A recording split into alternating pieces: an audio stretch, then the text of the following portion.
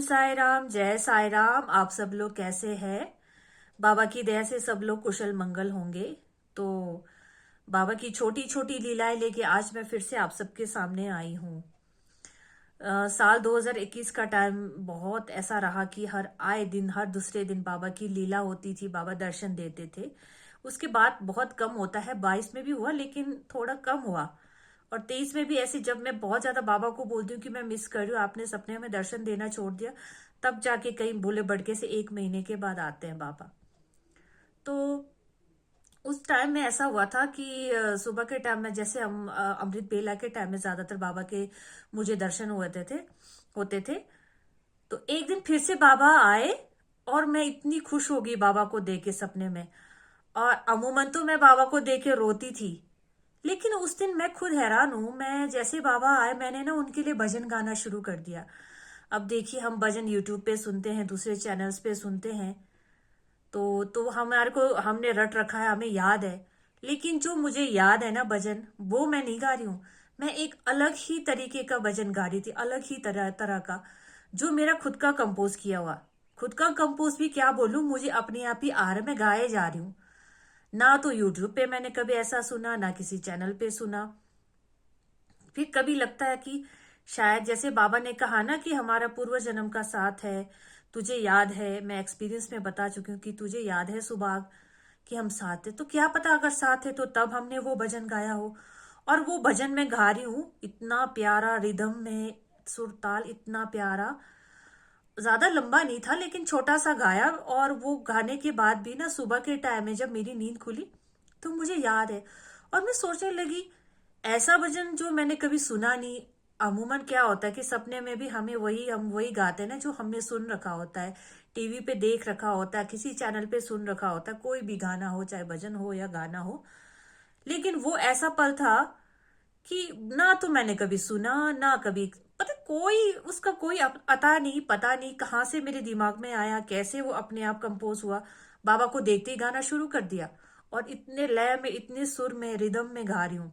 एक डिवाइन को जो डिवाइन के लिए हम गाते हैं ना, एक समर्पित जो एक भजन, वो था। उसके बाद भी मैं गुनगुनाई। मुझे याद है मैं झाड़ू लगा रही थी ना, तब भी वो एक लाइन भजन में गुनगुना रही थी। और मेरे मन में कई सवाल आ रहे थे कि बाबा ये कैसे गाया मैंने, क्या क्या पिछले जन्म के साथ संबंध है इसका, कि क्या पता हमने ये भजन जो है पिछले जन्म में मैंने गाया हो। आप ही ने तो कहा है कि हम साथ थे। अब समझ में नहीं आया क्या था, लेकिन एक चीज ऐसा हुआ कि 7:30 बजे जब झाड़ू लगाते हुए मैंने गाया ना, उसके बाद फिर मैं सडनली भूल गई। अब मुझे इतनी बार मैं कोशिश करती हूँ कि वो भजन क्या था, मुझे याद नहीं आ रहा। लेकिन सपने बाबा मुझे ऐसे रिकनेक्ट करते हैं कि जैसे सपने में गाया तो बहुत देर तक वो होश में भी मैं गा रही हूँ। जैसे कई बार सपना आता था, अमूमन सुबह तक याद नहीं रहता था, तो बाबा क्या करते थे, सपना देते थे, तो सपने के बाद में मेरी नींद खुल जाती थी, ताकि वो मैं दिमाग में स्टोर कर लूँ, रिमाइंड करके रख लूँ, और अगले दिन सुबह तक मुझे वो याद रहे। तो एक दिन ऐसा ही फिर से दोबारा भी एक ऐसा ही सपना नहीं था, सॉरी। जैसे ग्रुप में हम लोग प्रेयर लगाते हैं, बाबा का आदेश हुआ था ना मुझे, आपको मैं बता चुकी हूँ कि प्रेयर लगाने के लिए बोला था। बाबा ने कहा था कि सबसे कहो कि प्रार्थना लगाए। वो कोविड का टाइम था। तो मेरे मन में ऐसे आया, मैं तब तक ऐसे मोबाइल यूज कर रही थी, जो मोबाइल से मैं अभी रिकॉर्डिंग कर रही हूँ। ये मैंने ना 2020 में ले रखा था, अक्टूबर नवंबर में, जब दिवाली ऑफर होता है। तो ये बात हो गई थी, मतलब 6 महीने हो गए थे, मुझे इतना याद है कि मोबाइल खरीद के 6 महीने हो गए थे। तो मोबाइल यूज करके फिर मैं मंदिर में चली। मंदिर में मैंने साइड में रख दिया, जहाँ मेरे घर का मंदिर है, तो साइड में रख के फोन को बंद करके साइड में रख दिया। देखिए, फोन को मैंने बंद कर दिया और साइड में रखा। और फिर मैं बाबा से बोलने लगी, बाबा आपने प्रेयर तो लगवाई, क्या आप प्रेयर सुनते भी हो क्या? अ, हमें कैसे पता चलेगा कि आप सुन भी रहे हो? ऐसा बोल के मैं जो है कॉटन तैयार करने लगी जोत के लिए, और धूप वगैरह जैसे हम घुमा के करते हैं ना। अगरबत्ती तो हम ऐसे ही रख लेते हैं, जो धूप आती है उसको तो हमें को हाथ से ऐसे मैश टाइप का करके उसको तैयार करके वो रखना होता है। मैं अपने काम में लगी, इतने में मैं क्या देख रही हूँ, मेरा मोबाइल अपने आप ऑन हो गया। मेरा मोबाइल ऑन हो गया, मैं देख रही हूँ ये क्या हो रहा है। मोबाइल ऑन हो गया और अपने आप स्क्रॉल करने लग गया, इतनी तेजी से, ऊपर नीचे नीचे ऊपर, जैसे पानी की धार। अब देखिए, जैसे मोबाइल को लेके मुझे 6 महीने हो गए, मोबाइल बिल्कुल मेरा ठीक है। और नया मोबाइल था, अगर पुराना भी होता कई बार स्क्रीन टूट जाता है तब भी अपने आप ही होने लग जाता है ना स्क्रॉल। तो वो वाला स्क्रॉल भी ऐसा होता है जब हम यूज करते हैं तभी स्क्रॉल होता है, जब गिरता है। लेकिन उस टाइम में क्या हो रहा है ना, मोबाइल में ऊपर से नीचे तक, नीचे से ऊपर तक ऐसे स्पीड में भागे जा रहा है जैसे कोई बहुत सारी चीजें आ रही है, अपने आप स्क्रॉल हो रहा है। मैं इतना डर गई, मैंने कहा बाबा ये क्या हो रहा है, ये हो क्या रहा है, मेरा मोबाइल फट ना जाए आज। बाबा प्लीज रहम कर लो, रहम कर लो। फिर मैं फोन को स्विच ऑफ करने की कोशिश कर रही हूँ ताकि वो बंद हो जाए। जो भी मुझे ना ऐसा लग रहा था, होता है ना इन गैजेट्स का क्या भरोसा कि कहीं ब्लास्ट ही ना हो जाए। एक तो नया फोन, मैंने कहा ये क्या दे दिया आप, मैंने क्या ले लिया होगा। स्क्रॉल हो ही जा रहा है, स्क्रॉल हो ही जा रहा है, ऊपर नीचे नीचे ऊपर, एक अजीब ही तरीके का खिचड़ी सी पक रही है मोबाइल पे ना। और मैं मोबाइल को बंद कर रही हूँ, स्विच ऑफ ही नहीं हो रहा। इतने में मैं क्या देख रही हूँ, किसी के स्क्रॉल होते होते किसी की व्हाट्सएप अपने आप हो ऑन हो गया। और व्हाट्सएप की डीपी से जो है एक बहुत बड़े लाल रंग के कपड़ों में बाबा का जो है पूरा फोटो जो है, इमेज जो है वो पूरा फ्लैश होके स्क्रीन के ऊपर पूरा आ रहा है। मतलब हाफ उनका जो फोटो है वो फ्लैश होके आ गया। और मैं समझ गई कि बाबा मुझे वो संदेश दे रहे हैं कि मैं प्रार्थना सुनता हूँ, मैं अभी भी हूँ। अब देखिए, जो फोन बंद हो चुका है अपने आप ऑन होते हुए आपने कभी देखा है? और ऑन ऑन हो गया तो वो स्क्रॉल हो रहा है, और स्क्रॉल हो गया तो व्हाट्सएप अपने आप ऑन होना। और व्हाट्सएप की डीपी में से, किसी के डीपी में से, वो बाबा की किसी ने डीपी लगाई थी तो वो डीपी में से वो लाल रंग के बाबा निकल के बाहर आ रहे हैं और पूरे मोबाइल के ऊपर फ्लैश हो गए।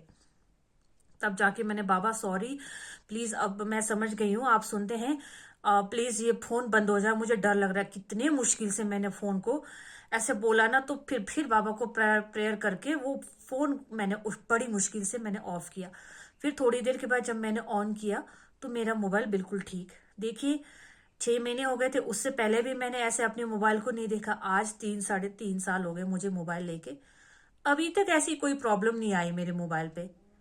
और वो तो नया था, उस टाइम तो 6 ही महीने हुए थे। कभी तो होता ना कि वायरस आ गया या ऐसा आ गया, लेकिन 6 महीने पहले भी नहीं हुआ, और वो 6 महीने के बाद आज 1.5 2 साल हो गए, अभी तक मेरे मोबाइल में उस तरह का वो कभी दोबारा हुआ ही नहीं, स्क्रॉल होना या ऐसे फ्लैश होना। तो ये सब बाबा जो है लीला कर रहे थे। तो ऐसा लगता है ना कि हम कई बार बाबा को आजमाने की कोशिश करते हैं, तो आजमाना तो नहीं था। खैर, मैं तो जवाब ही मांग रही थी कि बाबा आप सुनते हैं क्या, आपने प्रेयर लगाई तो बाबा ऐसे। और सबसे बड़ी बात, सोचने की बात ये है कि व्हाट्सएप ही क्यों ऑन हो गया। मोबाइल पे तो बहुत सारे ऐप्स होते हैं, वो नहीं ऑन हुआ, व्हाट्सएप ऑन हुआ। और व्हाट्सएप ऑन हुआ तो उसमें कितने लोग डिवोटीज है, आधे से मतलब 15 से 10 लोग ही मेरे उसमें होंगे, 20 लोग ही होंगे जो ग्रुप के मेंबर्स है, वही लोग होंगे। लेकिन 100 200 से ज्यादा तो मेरे अपने यहाँ के लोग, मेरे नाते रिश्तेदारों के नंबर्स हैं। उनकी डीपी निकल के क्यों नहीं आई? तो वो सारे डिवोटी का ही डीपी फ्लैश क्यों हुआ, बाबा ही क्यों आ रहे थे? तो ये सोचने वाली बात है। तो आपका भी अगर कोई एक्सपीरियंस है तो आप हमारे साथ शेयर कर सकते हो। डिस्क्रिप्शंस पे मैं डाल दूंगी ईमेल आईडी, और एक हमारा दूसरा ग्रुप है, ग्रुप नंबर 2, उसका लिंक भी मैं शेयर करूंगी। और आने वाले टाइम में मैं ना एक और भी कुछ मैं सोच रही हूँ कि कुछ जैसे बाबा से टिप्स जो होते हैं, टिप्स जैसे खाना को कैसे चार्ज करना है, घर के वाइब्रेशंस को कैसे पॉजिटिव रखना है, जब खाना बनाते हो तो उसका इफेक्ट कैसे घर वालों पे पड़ता है। हम जैसे बुरा सोचते हैं तो खाना बुरा, मतलब बुरे मन से खाना बनाते हैं तो कैसे उसका नेगेटिव इफेक्ट पड़ता है, और अच्छे मन से खाना बनाने का। तो मैं छोटी छोटी टिप्स भी, अब मैं छोटे छोटे वीडियोस लेके आपके सामने आया करूंगी। आप सब लोग अपना ख्याल रखना। ओम साई राम, जय साई राम।